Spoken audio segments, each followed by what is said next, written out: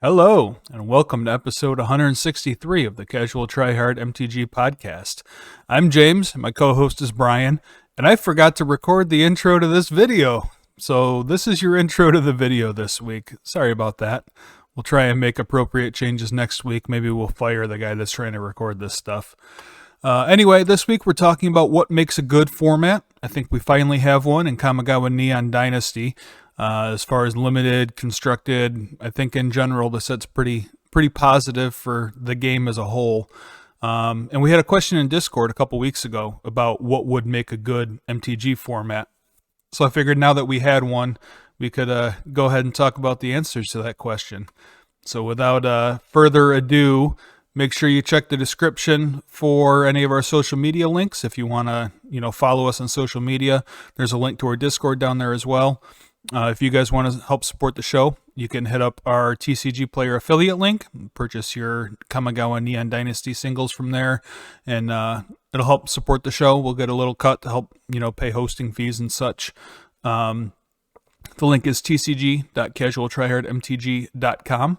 And if you want to support us a little more directly, you can do so at patreon.com/casualtryhardmtg, where patrons get access to our show notes. They get access to the pre-show that we record before every show. And once in a while, I'll throw you something in the mail. A little surprise to look forward to when you're out looking through your bills.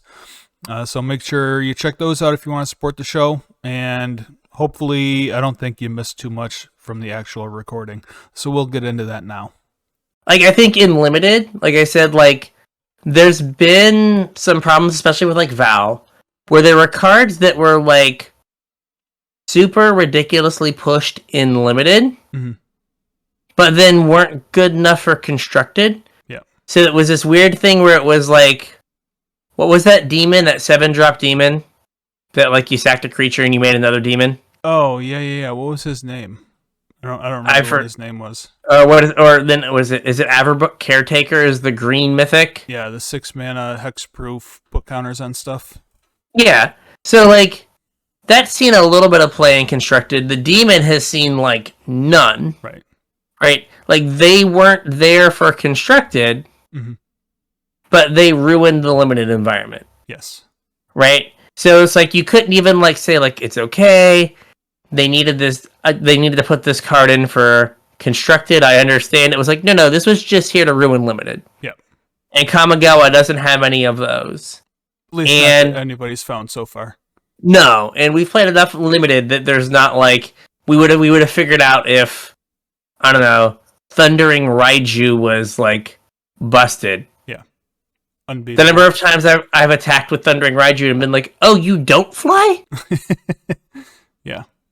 You're a 4-mana red creature with haste. You're supposed to fly. You're supposed to be a dragon. You're supposed to be a dragon. You kind of look like a dragon. I guess you're an angry dog. I don't know. It's a spirit. It's a spirit. Yeah. But, the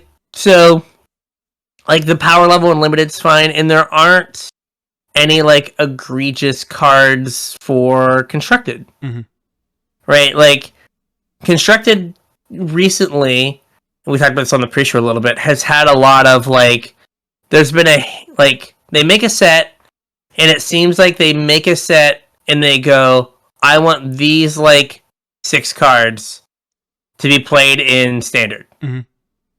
And so they're well, if I want those 6 cards to be played in Standard, I have to make sure they're really good. Right. Think the Titans from Theros Beyond Death. The Titans, or, Goldspan Dragon. Yep. Or Azeka's Chariot, right? Those were aggressively costed because they wanted them to be good in Constructed, I think. Yeah.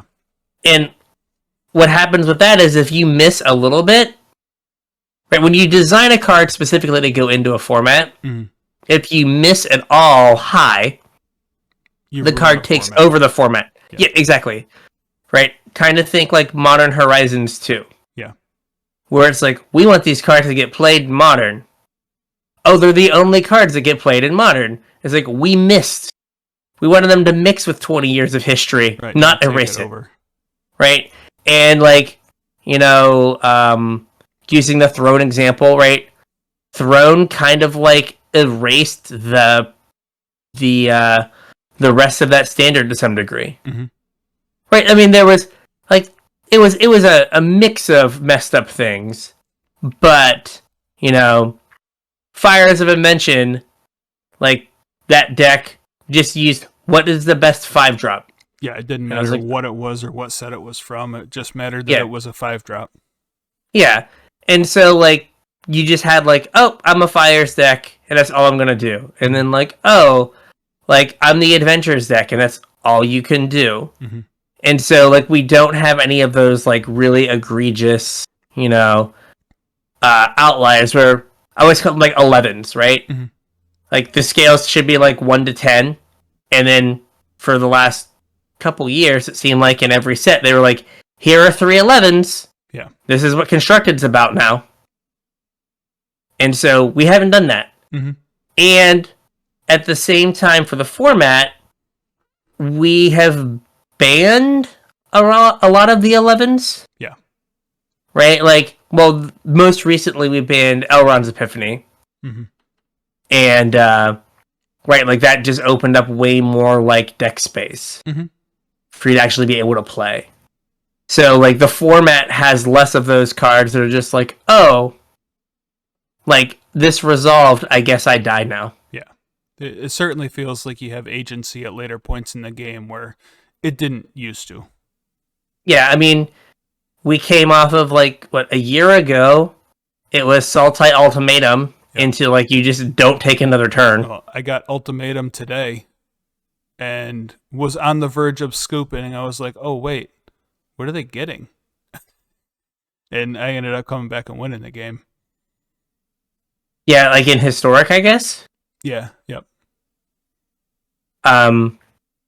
So, yeah, they have, you have less of those things that just kind of, like, are way off scale, which is good. Now, it sucks that it took them, like, banning a bunch of stuff to get there.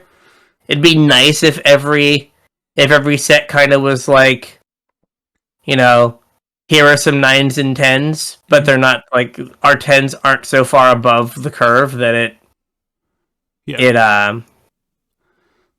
invalidates everything. So, but like, I think one of the things about this set, though, is that it has some powerful cards, but the synergies, I think, are what are 9s and 10s, and not necessarily the cards themselves, if that makes sense.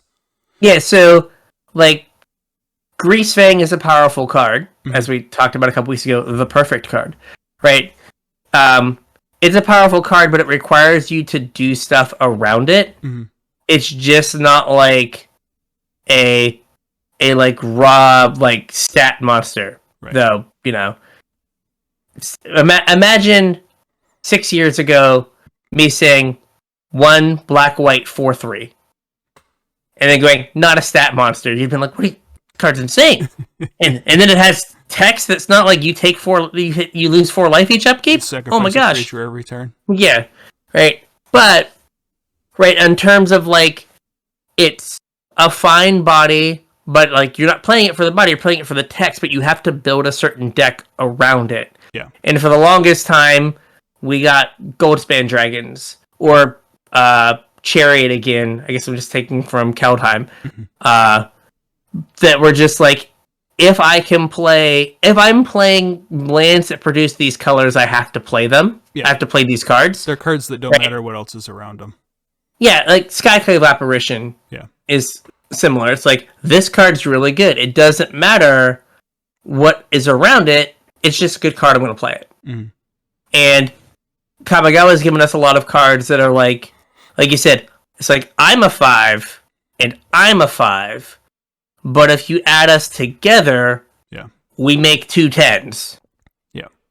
And it's like, oh, okay, like, so I can build a deck around this. Like, this is something I complained about at the time, but now, in retrospect, I complained, like, around the, like, Dragons era early on about, like, it felt like a lot of things were, like, it doesn't matter what these cards do. It's just like, I'm going to put the most powerful, like, Abzan cards in a deck. Yeah. And there was, like, no synergy.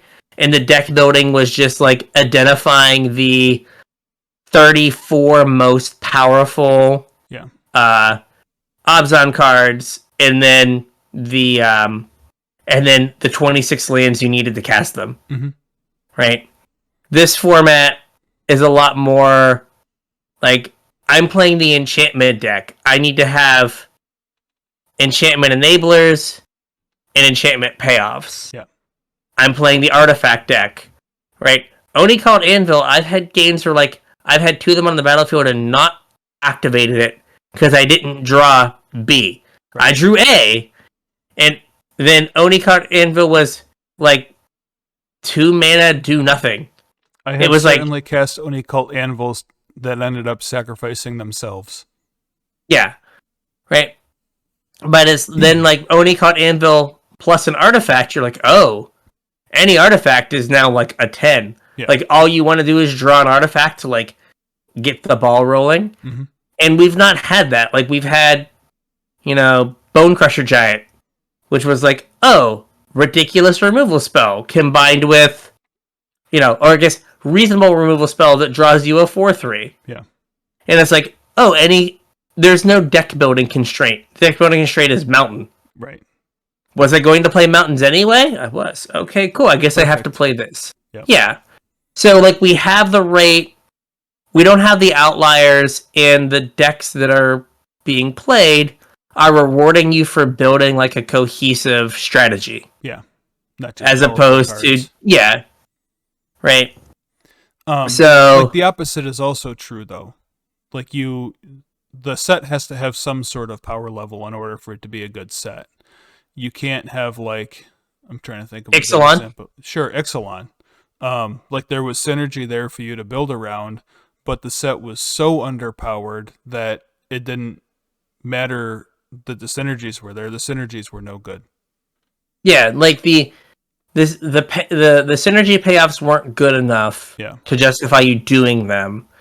And I think that we'd be talking about Kamigawa maybe for standard at least, in terms of Ixalan, if they hadn't spent the last 6 months just like banning random broken things. Yeah, that would have invalidated the synergies that it was trying to set up. Yeah, right, because, like, people still go over the top of Oni called Anvil, or, your, like, enchantment deck sometimes, right? But could you imagine if you just knew that, like, turn 6 every game, someone was going to take an extra turn and get 2 birds, and then turn 7 they were going to take 2 extra turns and get 4 birds? Yeah.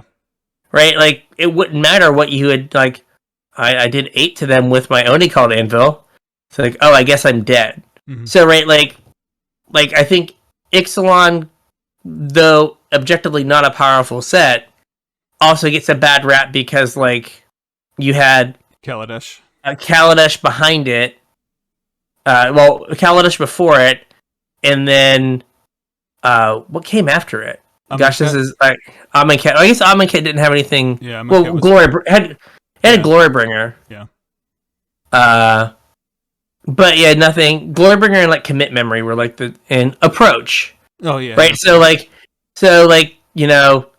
it was, hold on, we're gonna play mono blue and try to, like, counter an approach and get there.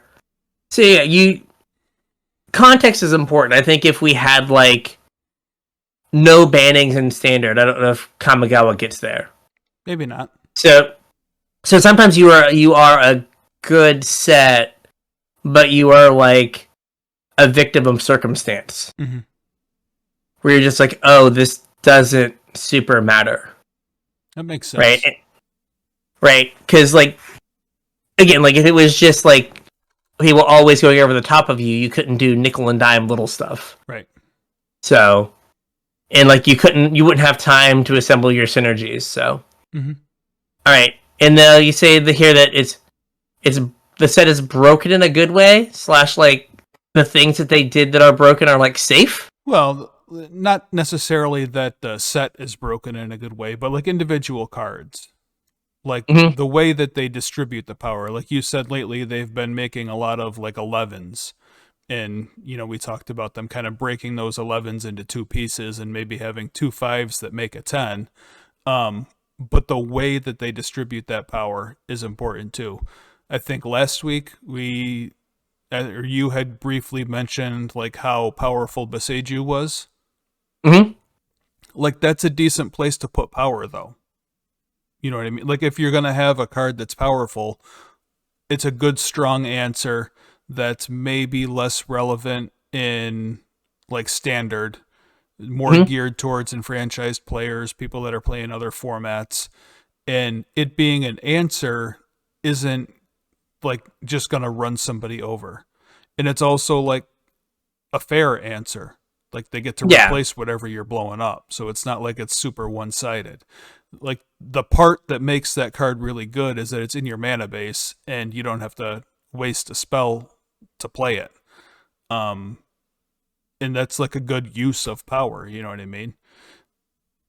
Yeah, where it's something that it doesn't end a game. It's annoying, right? Getting your Oni called Anvil. It's all we've been playing is red black artifacts. Getting your Oni called Anvil blown up in your best of one game against mono green is annoying, but it's not like they printed a like 1 mana like 3/3 in green with trample. Where you're just like, they had their 1 mana 3/3. I guess I died. Yeah. Right. Like I had no answers. I lost.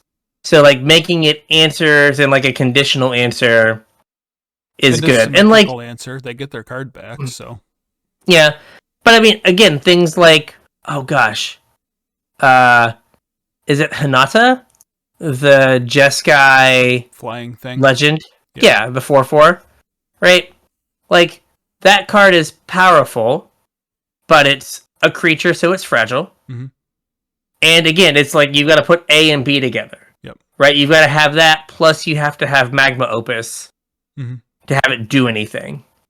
Right? Because I've had opponents just resolve it and then not have the next thing, and it's just like a 4 mana flying idiot that doesn't do anything. They like resolve it and then they still lose. Right. Right? And it's like, oh, okay, well, that's reasonable. And like the things that are broken in this set, like nothing breaks mana, right? Yeah. Everything is you tap X lands for this spell. There's not like a bunch of free things. Now, the channel things are uninteractable on the stack, which can be annoying. But like their effects for the most part aren't like game warpingly like game warping, right? So it's like, it's naturalize. Yep. A ramp spell, a bad cultivate, a bad counter spell. Yep. Right. So like you had these things that are like, it'd be nice if you could counter the ramp spell, but like not the end of the world that you can't. You just get the thing that they ramped into eventually. Yeah. Right. So they do lack some interaction, but they're not bad. They're not like, oh man, they did this and this is no fun.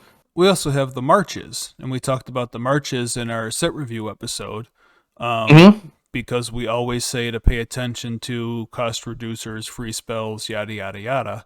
But like these spells, the way they're designed, you always have to pay some amount of mana for them, so they're never just free. And the effects don't put you ahead on cards at all. Like you kill a thing, or you fog the board, or whatever you're doing. They're not. You don't just get to turn the cards in your hand into an advantage, which is a safe way to put, or a safe place to put power. You know what I mean? Yeah. So. It'd be different if it was like, if exiling the white card gave you 4 towards X. Right, then it'd be like, oh, I'm willing to pay 1 in a card to kill your 4-drop. Yeah. But like 1 in a card to exile your 2-drop is less appealing. Yeah, cards. It's like, I'll find more than 2 mana in your hand.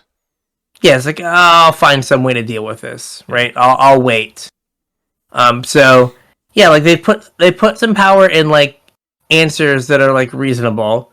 I also was sad when I found out that March does not get planeswalkers. Oh yeah. Yeah, I was like, oh, I'll put some marches in this Bant deck because it'll help me deal with planeswalkers. It's like, why? Oh, this doesn't deal with planeswalkers. Why does this not deal with planeswalkers? Like, explain to me. Like, just put like, I don't know, all permanents or something. Like, I understand why they laundry listed it so you could get like creature lands. Yeah. But still, wanted to get planeswalkers. But yeah, they haven't. There's nothing that is like the powerful cards aren't oppressive. Mm-hmm. And for the longest time, like we've made powerful cards that are oppressive in Snowball. Yeah. Right. Yeah, I mean that's another point that like I didn't actually have in the show notes, but we've been complaining a lot in the last few standard formats that everything's just who can have the biggest snowball or the quickest snowball. Mm-hmm. And there isn't any of that right now. I mean, even a deck like Mono Green, right? You're like, oh, right? They go like whatever, the 3/3 for green. Mm-hmm. Pack Werewolf Pack Leader. Yep. And then you're like, oh, on turn 4 they're gonna start drawing cards unless I like kill this thing, or they play what is it? Ranger class. Mm-hmm. And I was like, oh, if I don't answer this 2/2, they're gonna like make it a 3/3, then a 4/4, and then I lose the game. Yeah. And we don't have any of those cards that just like run away with the game super quickly. Like again, like the closest is like Oni called Anvil, but like it's doing 1 a turn. Yeah. Right, and so like it's not like it's this super fast clock. You have tons of time to find something to do to interact with it. And it only makes cardboard on your turn, so like it's you can't like save it up as interaction or whatever. You don't have the Witch's Oven problem where it like invalidates like attacking. Mm-hmm. It's like, oh, you have a ground creature? Yeah, sorry, you can't. That card does not matter because I just sack my guy and get a replacement. It's like, no, you only get on your turn. Yeah. So like they made that card safe. Like it's way closer to the templating on a hidden stockpile than I had realized. Yeah. But yeah, they made that card safe where they could have very easily made it so like, you know, only trigger this ability once per turn, mm-hmm. as opposed to only on your turn, once on your turn. Yeah. Right, that would have made like a big difference. So like I think they did a good job of making sure that none of the cards that they had like really just take over the game by themselves and just like either are non-interactable or just are like, oh, gosh, what was I going to say? I lost it. Like take over the game by themselves or just like accrue so much value that you just can never come back. Snowball. Yeah. Are there any cards that you think were close to being broken but aren't, or were safe places to put some power? Like I think we talked a little bit about Greasefang. Like that's a safe place to put some power. It's a heck of an reanimation spell that's fragile and needs a whole bunch of setup to work and requires you to play some bad cards. And like the reanimation a lot of times is a one-off thing. Yeah. Right, where like, you know, you get your Parhelion or, you know, your Ezekiel's Chariot and you have to get vehicles that leave something behind because the vehicle doesn't stay. Right. Right, and so like the only vehicle in standard that leaves something behind is like Chariot. Mm-hmm. So you've got to go into minimum 3 colors, probably 4, so you can like get it into your graveyard. Yeah. And so it's nothing too egregious.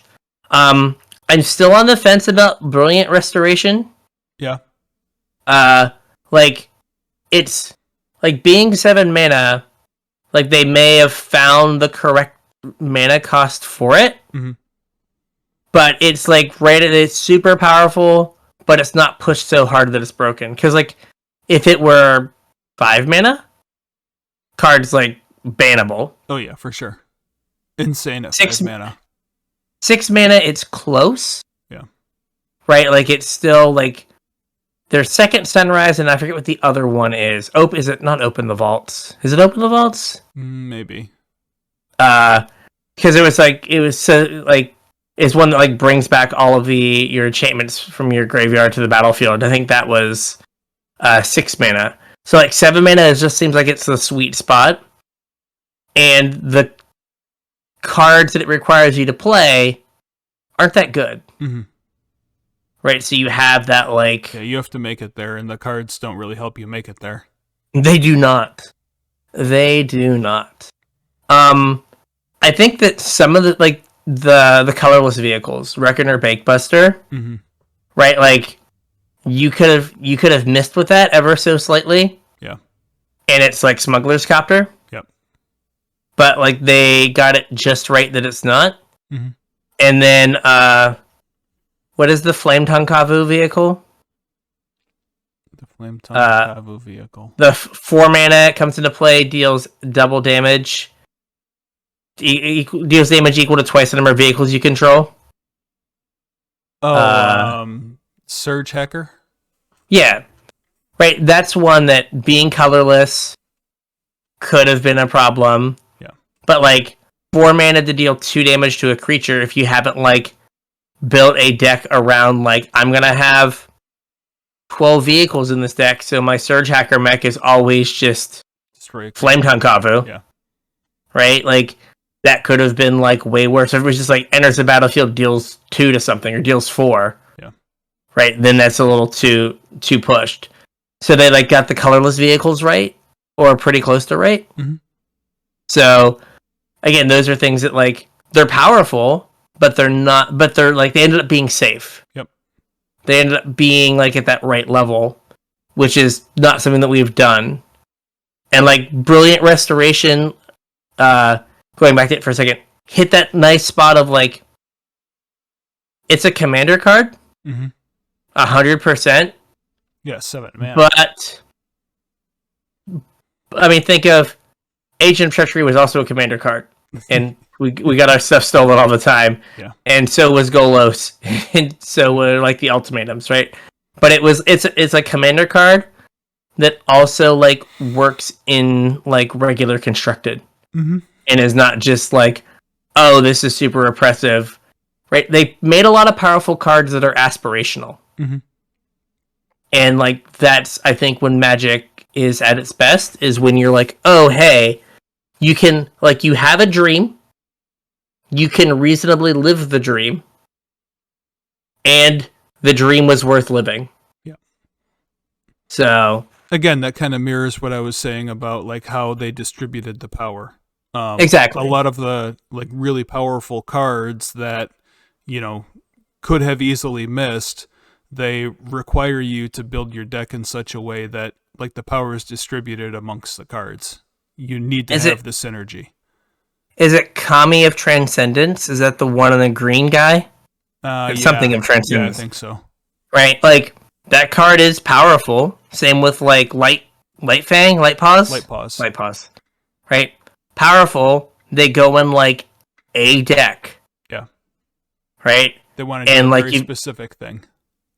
Right. They're very powerful when they do it, but they're also limited by the power around them. It's kind of like we talk about with Planeswalkers, right? The best Planeswalkers are Planeswalkers that you just play and are self-contained and do everything you want to do. Yeah. They draw cards, they protect themselves. Right. And, you know, and then the Planeswalkers that don't get there are like the Liliana that you had to play zombies. Yeah. Or the Sarkhan that you had to play dragons. It's like, well, the dragons aren't good enough, so Sarkhan's not good enough. Yeah. Right? Kami of Transcendence, if the enchantments don't get there, the deck doesn't get there. And like they could have given it like hexproof or like ward. But they didn't. So you can like still interact with it. Yep. Because like that card's like unbeatable with like ward 3. Oh yeah. Right, you just never win, or like hexproof, you just never can beat it. Like they resolve it, and you just hit the concede button. Right, but there's still game if they resolve that card. Yeah. And then the other thing is we're talking about value. Yeah, this is kind of something that I think isn't the same as what we've been talking about on the show for a while when we're talking about good formats, good sets. And that's that the set has to have like things in it that are worth opening to get people excited.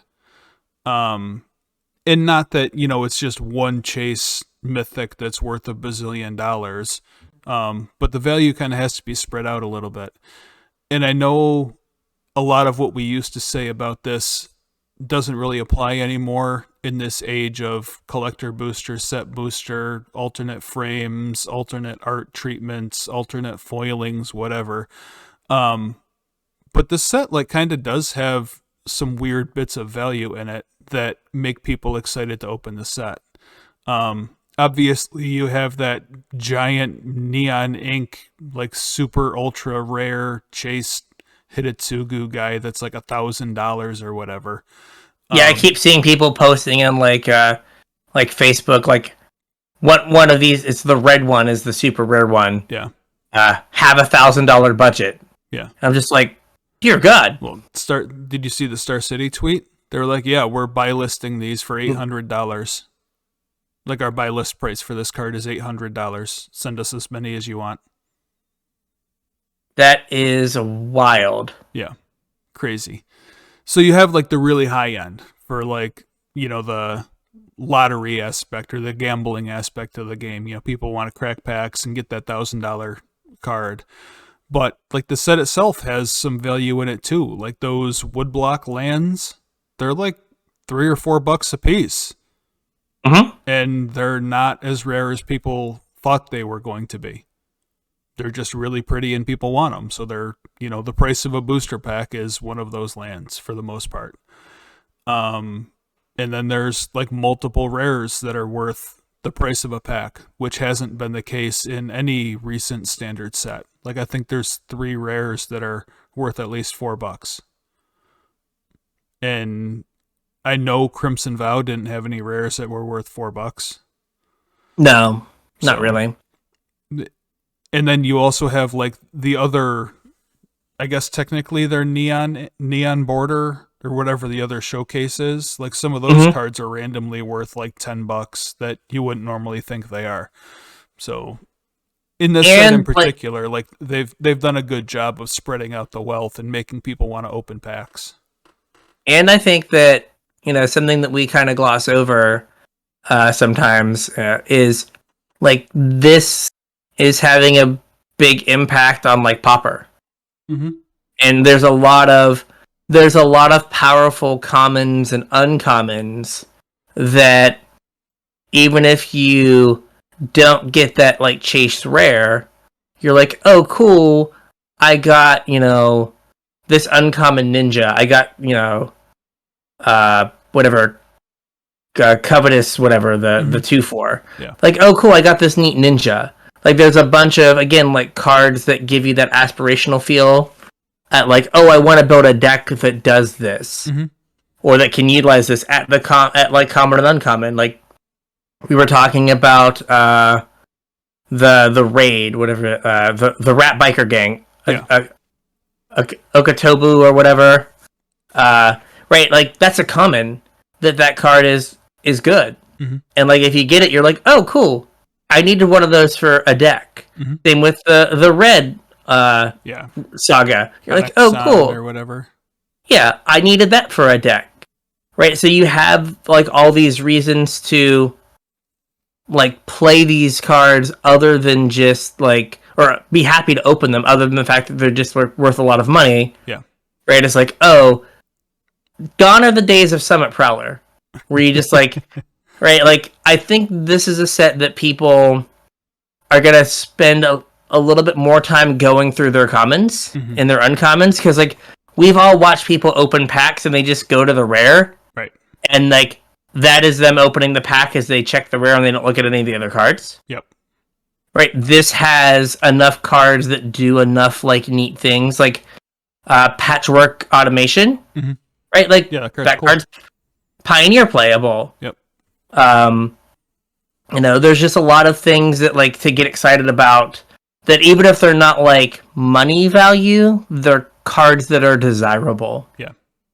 And like even though the cards from Crimson Vow and Midnight Hunt were, had a lot of words, they weren't many of them weren't super desirable outside of the like, well, we want black to have a sweeper, and I guess we want black to have a blood artist. I guess we'll just make Meat Hook Massacre. Yeah. Right? Like, and like outside of those cards, you know, there weren't a lot of cards to get excited about at the lower rarities. It's like Infernal Grasp and... But like, that's just a removal spell. Like, you don't get super excited about a removal spell. Right. Where, like, you know, this set, it's like, oh, like... Or like Blood Fountain is cool because it makes 2 pieces of cardboard, not because it's a cool card. Yeah. Which, it makes 2 pieces of cardboard, so, you know, that's all that matters now. Yeah. Magic is all about how much cardboard can you get on the battlefield now. Yep. And can you utilize this cardboard once it is there? Yep. But you have like just a bunch of cards that you're like, this is neat. I want to build a deck around this. Yeah. As opposed to, you know, I don't really care about these commons and uncommons because they're not good enough. They don't do a unique enough thing to like warrant me putting them in a constructed deck. Because like every set has like the 1 on the white 3/1 with like set ability. Right? And like no one gets excited about that card. You know, Experimental Synthesizer, it's like, oh wow, this is a wild effect we've not seen before. Yeah, something super I wonder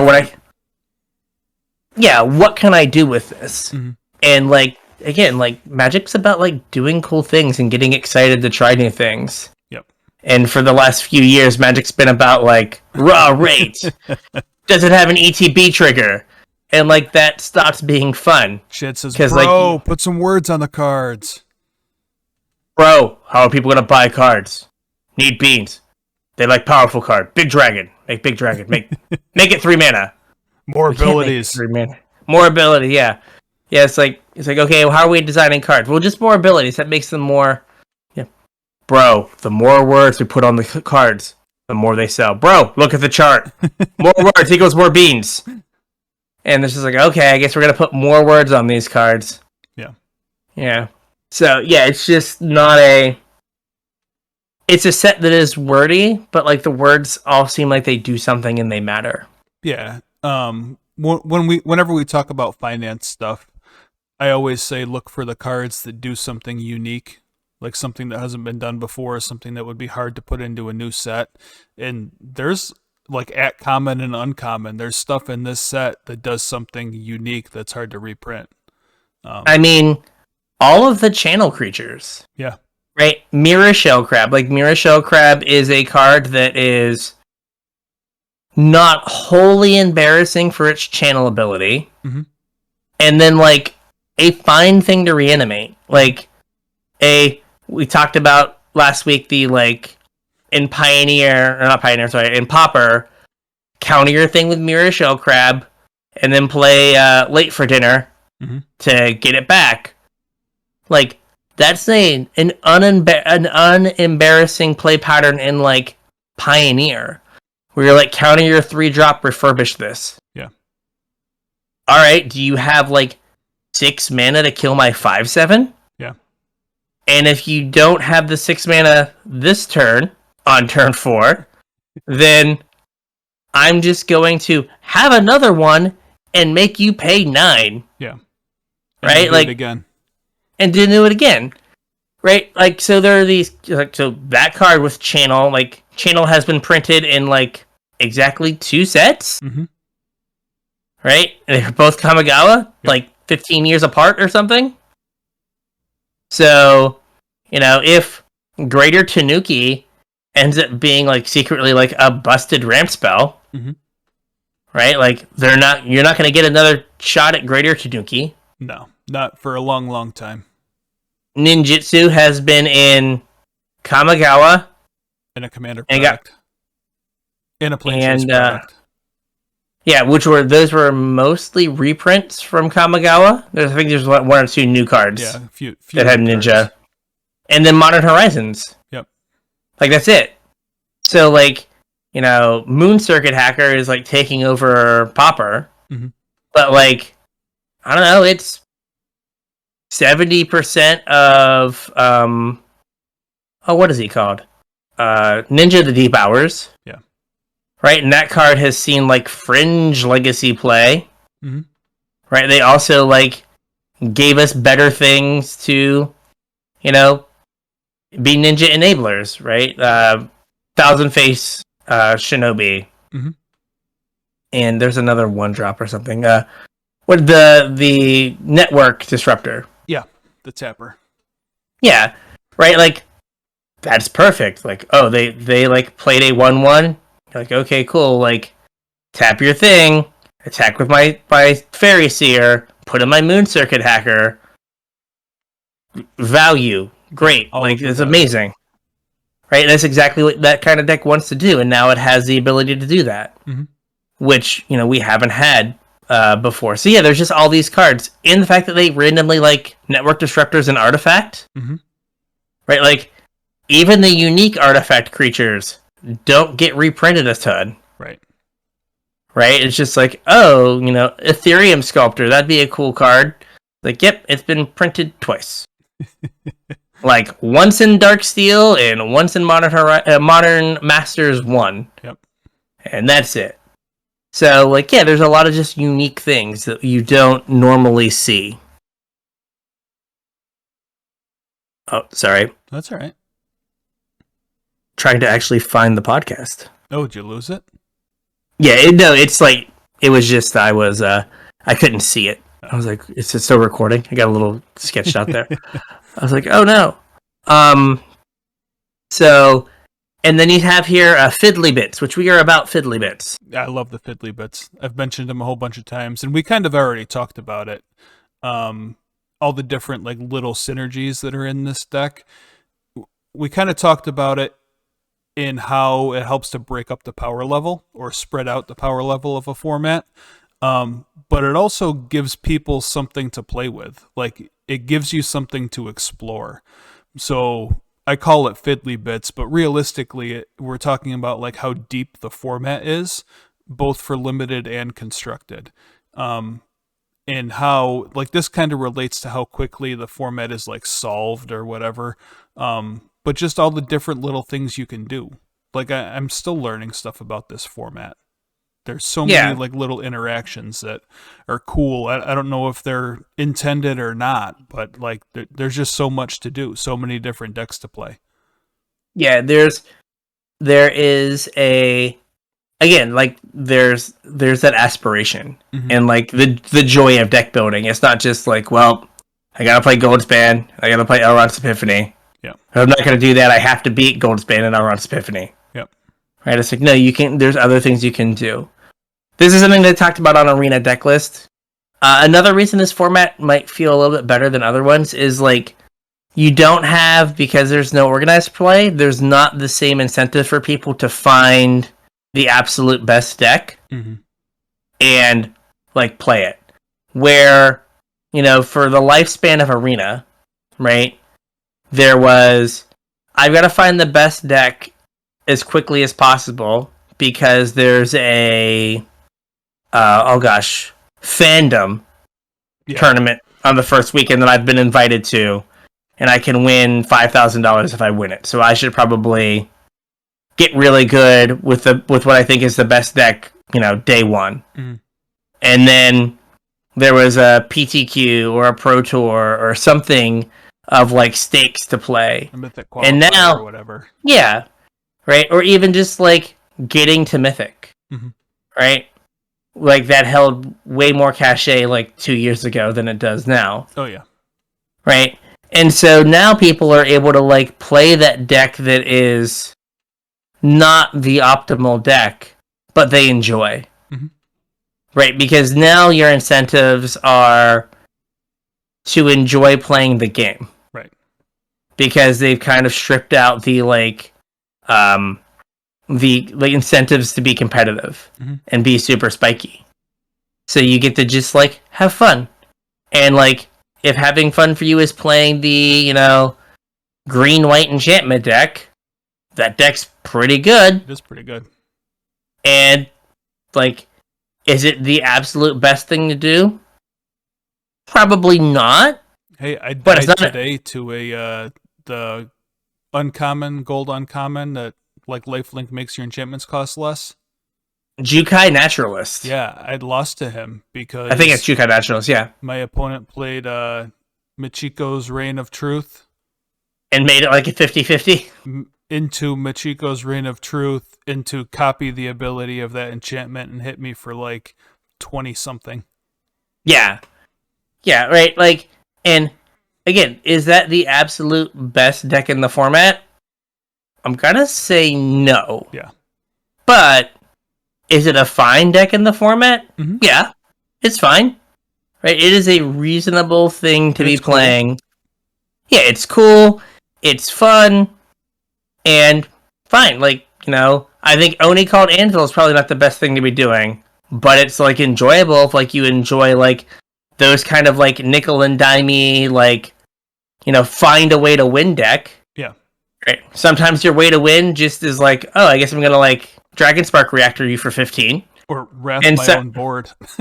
Yeah, right. But like there are things you can do. There's play to it. Yeah. And so like that is like super enjoyable. Again, like Esper Greasefang featuring Ezekiel's Chariot. Fine. Like that is a fun thing. That can be a fun thing to do. It has a fail rate. It's not just like you always win on turn 3. Mm-hmm. Even with Parhelion, you don't always win on turn 3. Right. Though, like, Parhelion, or reanimating a Parhelion in Historic, is almost like casting the second approach of the Second Sons. The number of people that, like, it hit the battlefield and then conceded, like, they exploded instantaneously, and, like, you're at 8, and I'm losing still, but okay, thank you. Yeah. I am still losing to your board. If you have a removal spell, I die. They're just like, it's like, cool, thank you. They must not have had a removal spell. I must not have. Or like, hang on real quick while we're talking about Greasefang. Sure. I think we mentioned 2 episodes or 3 episodes ago, we're going to Dominaria this year and back to the Brothers War. Do you think we're going to get any sweet mechs that Greasefang can turn on? Maybe. Like, Greasefang is a card I think you can watch, because anytime any vehicle that they print, like, makes him better. Yeah. And they went through a phase where they only printed garbage vehicles. Right. And if they feel like they have vehicles dialed in after Kamigawa, right, then maybe they print more vehicles. Like, you could have, like, a Parhelion style vehicle as, like, a mythic, right? We already have a Mishra's War Machine, but we don't have an Urza's War Machine, right? Right. There could be some, like, giant mech, that is, like, a mythic vehicle that, like, if it deals damage to your opponent, they die, or, some ridiculous class, right? 10-10 double striker trample, whatever, right? Right. And that just makes Greasefang better. Yeah. Right, so it's one of those cards that, like, it's like Stoneforge Mystic. Right? With way more steps and not as good. Right. But, like, anytime they print new equipment, there's a chance that it makes Stoneforge Mystic better. Right? What's it called? Colossus Hammer? Colossus Hammer. Shadow Spear. Yeah. Right? They printed Colossus Hammer and were like, no one's ever going to play this. And it's now, like, the best deck in Modern. Yeah. Right? And, like, it's held together by Stoneforge Mystic. So, I don't ever think that Greasefang can be, like, the best deck in a format. But, like, you could definitely, like, see them printing a giant vehicle that conveniently has Crew 4. Well, like, Crew 4's, I think, like, in normal circumstances, a reasonable number. Like, it's high enough where it's something you have to work for, and it's, like, a real cost. Like, Crew 1 and Crew 2 aren't, like, a real cost, because you're almost always upgrading into the vehicle. But Crew 4 reaches a point where, like, you might start downgrading the amount of damage that you're doing. Like, Crew 4 has been unplayable. Yeah.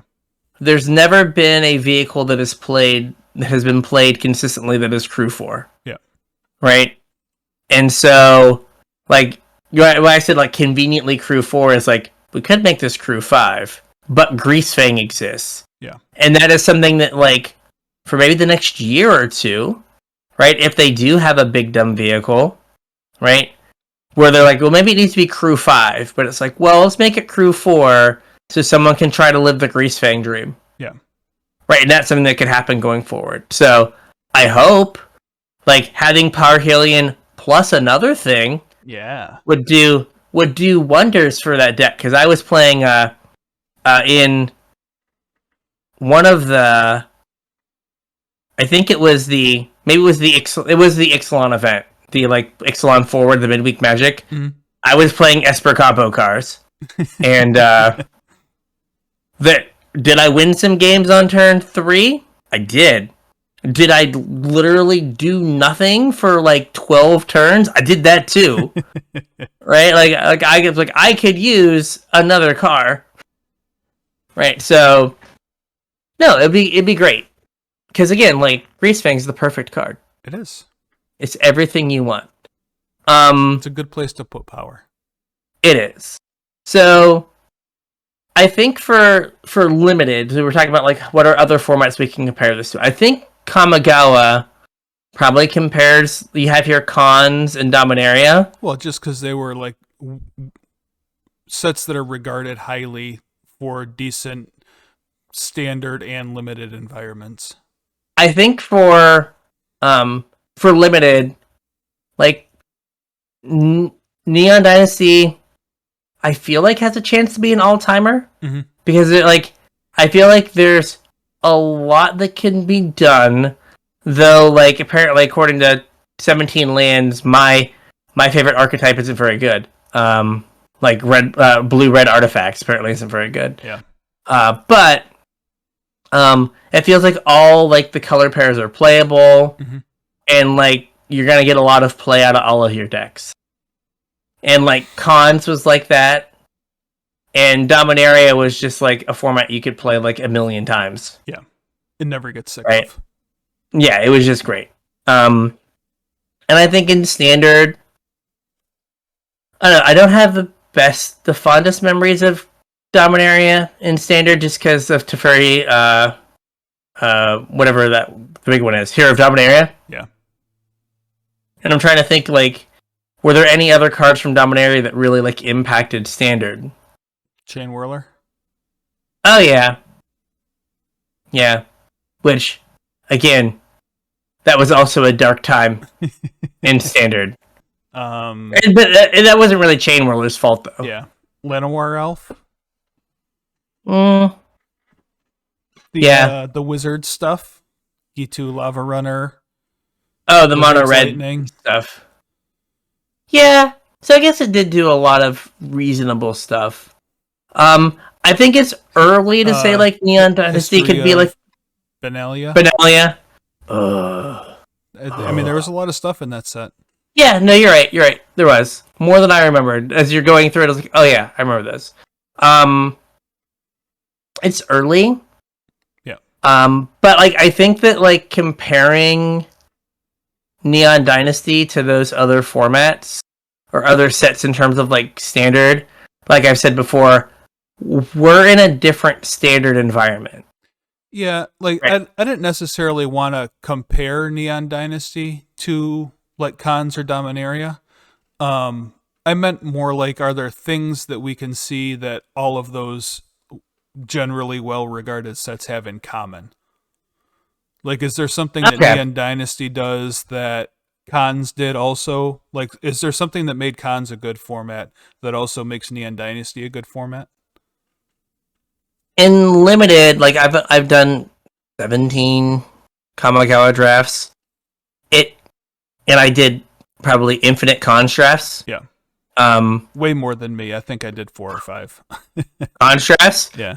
Oh, I was doing 4 or 5 a week. Yeah, I was super deep into Standard at that point. I wasn't really a player. I was doing tons of them. You could draft archetypes that were like you could be, the whatever wedge or 2-color pair and have a deck that like played out differently. Yeah. And so like I feel like this set has that same thing where yes, there's blue-red artifacts, but it feels like there's a bunch of versions of it. Yeah. And there's a like green-black they just gave up. They're just like, it does graveyard value-y stuff. We don't know.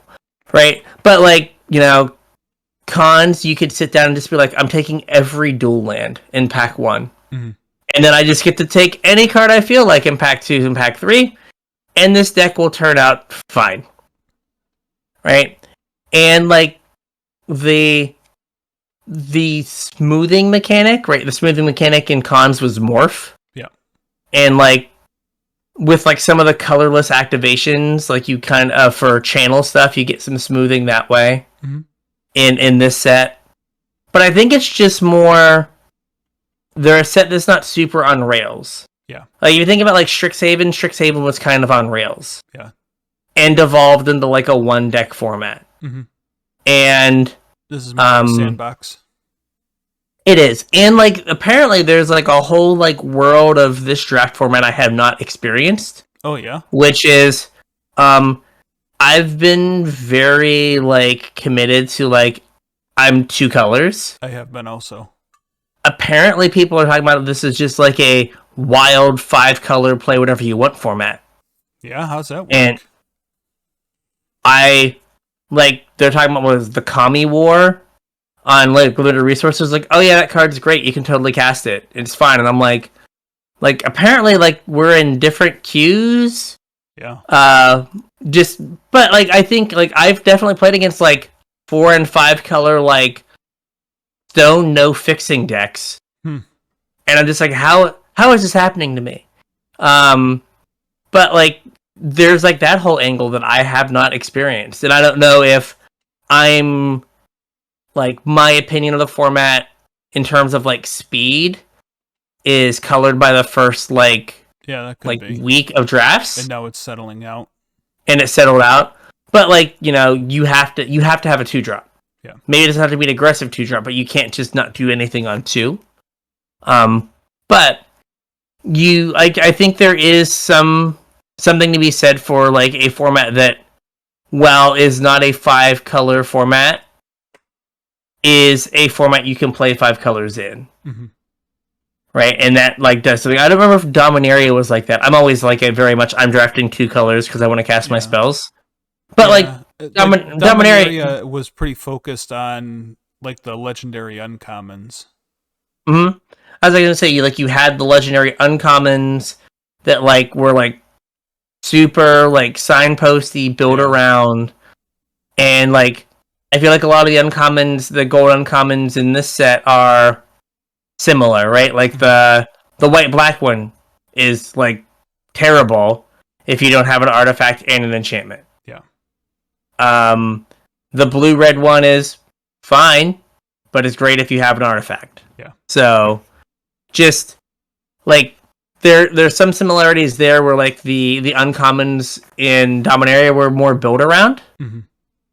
And so like that kind of like told you what you were supposed to do and like paid you off for doing it. And this set feels like that as well. Well, yeah, and that kind of goes back to the synergy thing we were talking about. Where like the uncommons and Dominaria wanted you to do a specific thing. And there were multiple specific things they wanted you to do, but it kind of led you down a path. And I think Neon Dynasty is the same way, where there's different synergies you can explore and different ways to get to the same end. One thing that I liked about Dominaria was it had good removal. Yeah. And so like it felt like if your opponent resolved something, there was a good chance you were going to have an answer in your deck or even like in your hand. And Neon Dynasty, the removal is fine to good. Okay, yeah. Yeah. But on the other side, there's not a lot of things that if they resolve, you lose. Yeah. Like we talked about. So with the removal not being as good as Dominaria, you're still end up in the same place where there's very few single cards that like end the game. Mm-hmm. Right? Like that's been like, some of the previous formats, like the Innistrad formats were fine, but they just had cards that like stopped a game. Yeah. Right? Or like you find out like pretty early on that like, oh, I'm supposed to play blue, black, and Midnight Hunt. Yeah. And no other cards. Blue and black cards. Take them all. Just that. So I think in the end, like, we have a set that is pretty good, both in limited and constructed. I agree. And this is the first time that like I've been like, I should play some standard. Like, I think I texted you on Friday. I was like, in between classes while I was grading, I played like 3 matches of red black artifacts in standard. Yeah. Which would like never happen. Well, I mean, it's also wild because it's not like your style deck. Yeah. So it's cool I did not play hidden stockpile back in the day. Did not. But yeah, it's fun. Yep. And like that's something that we've not been able to say about standard for a while. Standard has been a chore. Yeah, I purposely wrote the show notes without including GOAT or all-timer because I think it's definitely still early in the format to like put the stamp of approval on it. But I'm really enjoying it, and like the sentiment that I'm getting, from all of the places that I follow is that they're also really enjoying it. I think that it's we've had a lot of like consistently good limited formats, and let's say that like over the course of Magic's history, we've had like recently, if you look at all the sets, we've had a lot of 7s. Yeah. Right. Above average for like historical Magic limited sets. Yeah. And so I think we get skewed when we expect limited to be good. Yeah. And Kamigawa is better, but like, maybe it's an 8 or a 9. Probably it might not raise to a level of like a 10 like all-timer. Yeah. But it's better than the recent formats. And the recent formats on average have been better than like the average Magic average formats from, years ago. Yeah. Right. So like I think we have to at one point we're going to have to like stop and recalibrate and be like, okay, we have like modern limited. What are these formats on a modern limited scale? Because there's just not like there's not been a garbage limited format in a while. Yeah. Where you're just like, oh, this is just like awful. I'm trying to think of like the last one. Origins wasn't great. I don't think I've had any Origins limited. There was, oh gosh, remember the Renowned mechanic? Oh yeah. The best common that you would take over like almost all the rares was like 1 and a white for a 2/2 with Renowned. Yeah. Topian. Because like yes. Yeah. Because if it got in, it was a 3/3 and just bigger than anything your opponent could do for the next few turns. Yeah. Like I remember first picking those happily. Being like, oh yeah, I got my Topin free blade or whatever. But yeah, like I think like that we're gonna look at it and like I'd say that Kamigawa is probably the best limited format in the last year. Mm-hmm. Right, and we had 5 limited formats last year, right? Yep. So I think it's better than any format in 2021. I don't know. Is it better than Modern Horizons Limited? I mean, you probably didn't play Modern Horizons Limited. No, I didn't. I was just thinking of standard sets. Yeah. Like I don't know. Certainly the best standard limited environment. Yeah, and I'm trying to think what was. So 2020, a million years ago. Yeah. Right, had Theros, which was good, probably on par with Kamigawa. Ikoria. Can't be an all-timer, or can't be. I don't think it's better than Kamigawa just because of Zenith Flare. Yeah. And then Zendikar, Kaldheim. Kaldheim was in 21. Was it 21? So then just Zendikar? Yeah. Yeah, just Zendikar. And what was the summer set? That wasn't D&D. Core. Was that a 21? core set? Yeah, Core and that 20, was whatever. Yeah, Core 21. it was a core set. Yeah. So yeah, maybe it's the best set since like Pharaohs. Yeah. Which is saying something because most of the limited environments have been fine. Mm-hmm. So with all of that, I think we have a show. I agree. We have a show. So if you want to get us on social media, check out our description. All of our links are down there. Including the link for Discord. See, we didn't forget Discord. The link for Discord.